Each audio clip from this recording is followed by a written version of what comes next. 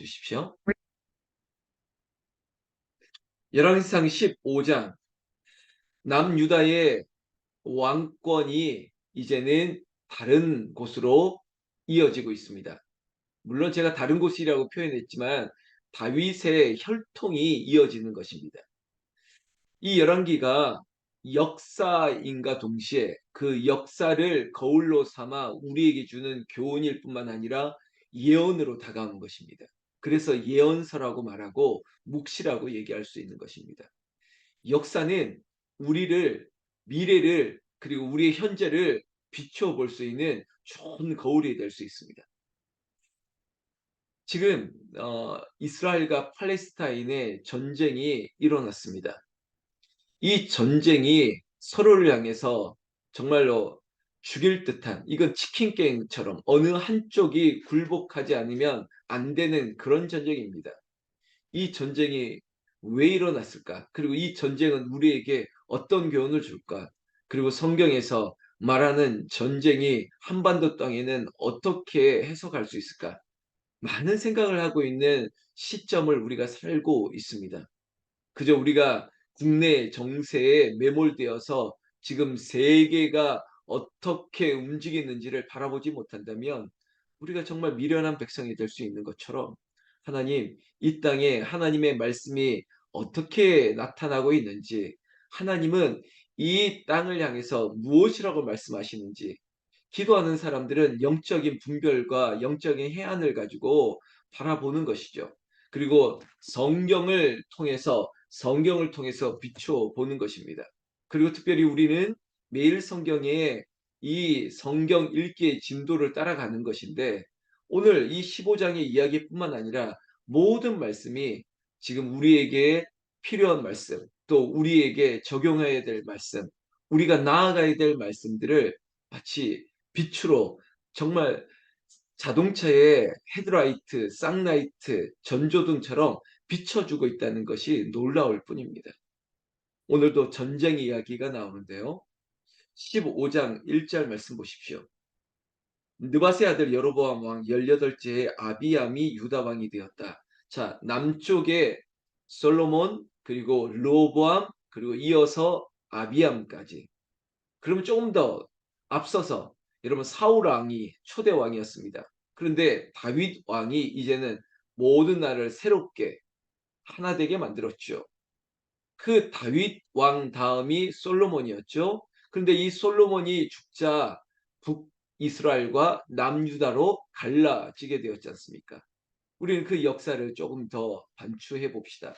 그래서 남쪽에 르호보암, 그리고 북쪽에 여로보암. 근데 르호보암도 그랬고 여로보암도 그렇고 둘 다 여호와 보시기에 악을 행했습니다. 대표적으로 우상 숭배의 죄가 이 왕들의, 이 지도자들의 큰 죄악이었다는 것이죠. 어제도 말씀드렸지만 여로보암이나 르호보암이나 똑같았습니다. 아니, 남쪽 유다, 예루살렘 성전을 관할하는 남쪽에 있는 유다의 르호보암이 더했다는 것입니다. 그런데 오늘 우리가 이 성경 말씀을 통해서 은혜 받는 것 다른 것도 아니고, 어떤 권력자든 어떤 화려함이든 간에 결국은 죽는다는 것입니다. 얼마 못 가 죽어요. 지금 우리의 인생이 얼마나 산다고요. 하나님 앞에, 여호와 앞에 정직하게 거룩하게 살다 가야죠. 15장 1절, 아비암이 왕이 되었는데 불과 2절에 보면 예루살렘에서 3년 동안 다스렸다고 합니다. 3년. 여러분, 왕이 되고 3년의 세월 동안 그를 향한 역사는 그를 뭐라고 평가할까요? 2절 말씀해 보면 그의 어머니의 이름은 마아가요 아비살롬의 딸이더라 라고 얘기하고 있습니다. 아비암의 어머니는 이방 여인이었습니다. 이방 여인의 그 혈통을 아비암이 이어받은 거죠. 로보암에게서 그의 아들 아비암이 왕이 되었다 한들, 생각해 보십시오. 얼마나 많은 왕세자들이 있었겠습니까? 솔로몬에서 낳은 혈통이라고 하는 아들이 아비암 혼자였겠습니까? 그 중에 한 명 아비암이 왕권을 이어받은 것이죠.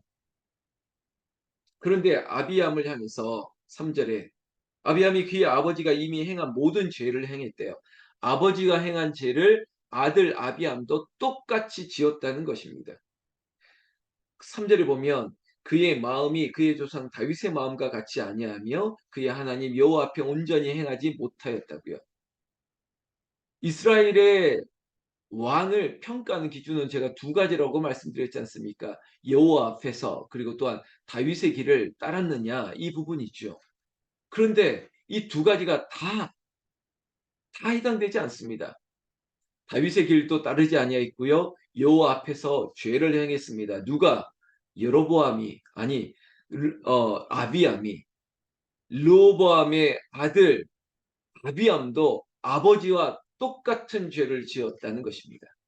저는 오늘 이 기도 제목을 저와 여러분들과 나누겠는데요. 우리의 자녀 다음 세대를 위해서 부모가 어떻게 살아야 되며 어떻게 기도해야 될 것인가라는 것입니다. 분명히 제가 이런 말씀드렸죠.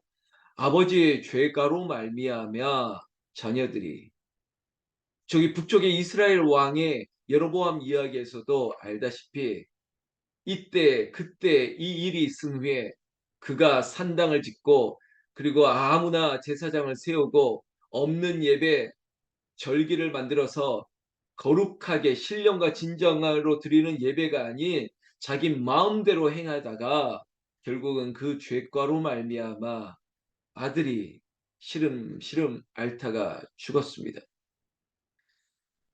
여러분 부모의 죄가가 아닌가요? 하나님 앞에 우상 숭배, 하나님 앞에 불순종, 그리고 여호와 앞에 그리고 다윗의 선한 길을 따르지 않은 특히 열왕기에 있는 이스라엘의 유다의 왕들의 역사에는 반드시 죄과가 따랐다는 것을 우리는 무시할 수 없다는 것입니다. 아니, 사실입니다. 4절 말씀에 그의 하나님 여호와께서 다윗을 위하여 여러분 오늘 제가 소나무 향기를 새벽에도 어젯밤에도 짧은 문장을 쓰지만 오랫동안 고민하거든요. 오늘 무슨 말씀을 좀 나눌까? 별것 아닙니다. 하나님은 언약을 지키십니다. 하나님은 약속을 지키시는 하나님이에요. 그리고 당신을 위해서가 아니라 우리를 위해서 또는 우리의 삶은 우리의 자녀들과 다음 세대를 위함이라면 하나님의 약속, 하나님의 언약을 신실하게 붙들어야 되는데 그러기 위해서 지금 우리는 기도하는 것입니다. 우리의 자녀들, 다음 세대를 위해서 기도하는 것은 우리의 죄가가 끊어지고 우리의 자녀들에게 이 죄가 흘러가지 않아야 되고 그리고 하나님께서 주신 선한 영향력이 자녀들에게 그대로 미쳐야 되는 것. 마치 모세처럼 나는 이 가나안 땅에 들어가지 못하더라도 그래도 이 다음 세대, 이 세대에게는 마음껏 축복하고 싶은 마음, 나는 이루지 못한 소망이 있을지라도 우리 자녀들에게는 소망 가운데 세워지도록 기도하는 것, 그것이 지금 저와 우리의 사명이 되어야 되지 않겠습니까? 제가 4절 말씀 보면서 이 기도를 할 수밖에 없습니다. 4절에 하나님 여호와께서 다윗을 위하여 예루살렘에서 그에게 등불을 주시되 그의 아들을 세워 뒤를 잇게 하사 예루살렘을 견고하게 하셨으니 여러분 4절에 있는 내용은 다윗과 했던 하나님의 약속이었습니다. 그래, 너의 아들, 너에게서 나는 혈통에 의해서 왕권을 이어가게 하겠다는 것입니다. 이게 언약이었고 약속이었습니다. 아무리 못난 자식이라도, 그래, 그 혈통을 이어가게 하겠다는 게 하나님이 누구에게 주신 약속이냐? 다윗에게 주셨던 약속이에요. 그 상징이 바로 예루살렘의 등불이에요. 이 등불이 꺼지지 않게 하겠다는 것이죠. 아무리 그 한 사람 한 사람 그 아들, 그 손주, 그 혈통이 부족하고 안타까워도 그래도 왕권은 다윗의 왕권으로 이어가게 만들으셨다는 거죠. 우리 조선의 역사 가운데 그래 이 씨가 그 다음에 그 다음 그러다 보니까 우리 조선왕조실록에도 어떠한 병고와 그리고 지금으로 얘기하면 어떤 쿠데타 같은 시도가 있을 때 그래도 왕위에 그래도 올리려고 그 주변에 있는 왕세자들 그 혈통, 적통을 이어주기 위해서 이 씨가 누가 있는지 그렇게 살폈던 이야기도 알고 있지 않습니까? 지금 하나님은 언약을 지키십니다. 약속을 지키세요. 어쩌면 내 아버지, 제 육신의 아버지와 하셨던 약속, 아버지가 그렇게 신실하게 개척하시면서 그렇게 무릎 꿇고 수고했던 세월, 어미가 그 노모촌에서 수고했던 그 세월 동안 하나님께 받았던 은혜, 그리고 약속, 그 약속이 이 못난 자식에게 그래도 이어가는 하나님의 긍휼과 자비를 베풀어 주셨다고 믿는 목사입니다, 저는. 그렇기 때문에 부모가 기도해야 된다고요. 하나님은 불쌍히 여기십니다. 다윗과 했던 약속. 근데 다윗이 왜 하나님과 이런 언약의 약속을 지킬 수 있고 그런 받을 수 있었느냐? 5절 말씀에서 보면 이는 다윗이 햇사람 우리아의 일 외에는 평생에 여호와 보시기에 정직하게 행하고 자기에게 명령하신 모든 일을 어기지 아니하였음이라. 할아버지 다윗, 아니 그 증조 할아버지죠. 아비암의 입장에서는 그 다윗 때문이에요. 근데 이 다윗을 평가하기에 열왕기의 역사는 우리아의 일이 뭡니까? 밧세바 사건이죠. 다윗도 사람입니다. 다윗도 죄 지었지 않습니까? 남의 아내를 취해서, 그리고 그 여인을 취하기 위해서 살인, 미수, 아니 살인 방조, 아니 살인했지 않습니까? 그 죄를 다윗도 지었습니다. 그러나 성경은, 역사는 그 우리아의 일 외에는 다윗은 하나님 앞에 정직하게, 그리고 명령하신 일을 순종하였다는 거죠. 어기지 아니했다는 것입니다. 순종하며 하나님의 율례와 법도를, 하나님의 뜻을 따라 그렇게 한 번도 어기지 않고 살았다. 그래서 다윗을 향한 별명이 하나님 마음에 합한 사람이었지 않습니까? 사랑하는 새벽을 깨우는 성도 여러분, 그런 사람 되고 싶습니다. 하나님 마음에 합한 사람. 죄가 왜 없겠습니까? 그러나 우리 주 예수 그리스도의 보혈의 피로 우리가 자비와 긍휼 가운데 용서함을 받았으면 다시는 그러지 말아야죠. 순종하며 살아야죠. 하나님 앞에 정직하게 살아야죠. 그래서 제가 여러분과 나누었던 말씀 가운데 하나님 앞에서 코람되어 하나님 앞에서 어찌 죄를 지을 수 있겠습니까? 그래 모르고 지었다 할지라도, 아니 그 죄가로 말미암아 처절하게 한 번 회개했는데 어떻게 두 번, 세 번 또 지어야겠습니까? 정직하게 순종하게 이렇게 살아야지만 하나님께서 이 다윗의 일로 말미암아 솔로몬에게도 왕위를, 그리고 르호보암에게도, 그의 아들 아비암에게도 그래도 3년을 치리한다 할지라도 왕위는 이어가게 하셨던 그 약속만큼은 정말 하나님의 약속, 하나님 마음에는 왜 이런 마음 왜 없었겠습니까? 야, 이것들은 그냥 두고 보면 안 되겠다. 이거는 여기서 그냥 씨를 말려야겠다. 여기서 대를 끊어버려야겠다. 너는 여기까지야. 너희 아들과 너희 자식들은 내가 책임 안 져. 너까지야. 이러고 끊어버려도 되실 것 같은데 하나님은 다윗과 했던 약속을 지키시는 거예요. 사랑하는 새벽을 깨우는 우리 권사님들, 특별히 기도하는 권사님들, 집사님 여기 계시지 않습니까? 당신의 기도가 어떤 일들을 이루어낼지 우리는 모르는 거예요. 그러나 하나님의 신실한 약속, 오늘 우리는 하나님의 언약을 믿어요. 하나님의 약속을 믿어요. 하나님 새벽에 도우신다고 했지 않습니까? 하나님 내 아들을, 내 딸을, 우리 손주를, 우리 집안을 하나님께서 붙들어 주신다고, 아버지 하나님 도와주신다고 하셨지 않습니까? 하나님 남을 봐서라도 이렇게라도 기도해야죠. 하나님 저의 눈물과 저의 기도를 봐서라도 지금 제 자식이 믿음으로 살지 못하고 있습니다. 예배하지 않고 있습니다. 기도하지 않고 있습니다. 세상 가운데 있습니다. 그래도 아버지여 불쌍히 여겨달라고, 이렇게 기도할 근거가 그래도 내가 다윗처럼 여호와 앞에 정직하게 한 번도 여호와의 뜻을 어기지 아니하고 순종하며 살았던 부모의 기도 때문이라고 말해야 되지 않겠습니까? 우리가 무엇을 물려주겠습니까? 이 기도의 유산을 물려주고 믿음의 유업을 물려줘야죠. 그게 오늘 우리의 기도가 되고 오늘 우리의 마음을 좀 뜨겁게 했으면 좋겠습니다. 6절 말씀. 르호보암과 여로보암 사이에도 전쟁이 있었습니다. 아니나 다를까 3년 동안 치리했던 여로보암은 북쪽에 그대로 있고 남쪽에 르호보암이 죽고 아들 아비암이 왕위를 이어받아도 또 7절에 아비암과 여로보암 사이에도 전쟁이 있으니라. 여러분, 하나님께서 다윗과 함께 할 때는 솔로몬이 하나님 앞에 온전한 번제를 드리고 일천 번제를 드리고 20년 동안 주를 위해서 매진할 때는 평화가 왔습니다. 기억하시죠? 태평성대였습니다.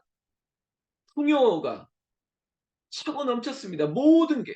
그런데 우상숭배가 들어오고 죄가 있다 보니 그때부터는 화려함도 풍요로움도 잊어버리고 이방의 민족들이 쳐들어오고 전쟁이 생기고 그것뿐입니까? 혈육 간에 남과 북의 전쟁이 끊이지 않는 것. 이게 뭐 때문입니까? 죄 때문이죠. 우리 교회가 언제나 화평한 교회 되기를 원합니다. 하나님이 우리를 향해서 기뻐하는 예배, 우리를 즐거워하는 예배, 하나님의 자녀로 살아가는 것은 우리가 화평하고 기쁘게 살아가는 것입니다. 여러분, 오늘 기도할 때 자녀들을 위해서 기도할 뿐만 아니라 우리 세대의 유업이 뭡니까? 전쟁이 없는 세대로 물려줘야 되지 않겠습니까? 이 자리에 전쟁을 경험하신 분들, 간접적으로 보신 분들도 있지 않습니까? 그 후폭풍을 아시지 않습니까? 우리 한반도 땅에도 전쟁이 없도록 기도하시고 우리 가정에도 전쟁이 없도록 우리 교회에도 전쟁이 없도록 내 마음에도 전쟁이 일어나지 않도록 단 하나입니다. 여호와 앞에 정직하게 순종하며 그렇게 살아가면 그럴 일이 없습니다. 또한 그 은혜는 우리의 자녀들에게도 후손들에게도 이어갈 수 있는 유업이 되는 거죠. 왜? 하나님은 약속을 지키시고 언약을 지키시는 좋으신 하나님이기 때문에 네 부모의 기도 때문에 저도 내 부모와 그 위의 기도 때문에 믿음의 4대, 이렇게 5대 이어갈 때 하나님의 은혜를 주시는 걸 제가 경험해요. 그 기도를 느껴요. 그 부모의 유업을 믿음으로 살았던 내 할아버지 할머니의 그 우리 집안에 내려오는 그 강력한 은혜를 제가 느낀다니까요. 이제 여러분들이 시작이라면 여러분들에게 큰 사명이 있습니다. 그 사명으로 하나님의 언약이 여러분들 집안에 믿음의 가문으로 흘러가기를 나는 우리 주 예수님의 이름으로 축원합니다. 축원합니다. 기도하겠습니다. 하나님 아버지 감사합니다. 감사합니다. 오직 하나님의 은혜가 여기 머무르게 하여 주시옵소서. 모든 것이 주님께 있사오니 주님 이곳에 오시고 우리를 다스려 주시옵소서. 우리 주 예수님 이름으로 기도 올려옵나이다. 아멘. 아멘. 여러분들 하나님께서 우리와 함께 하심을 기억하시고 하나님께서 우리의 기도를 통해서 큰 은혜를 부어 주실 줄로 믿습니다. 기도하시면서 오늘 하루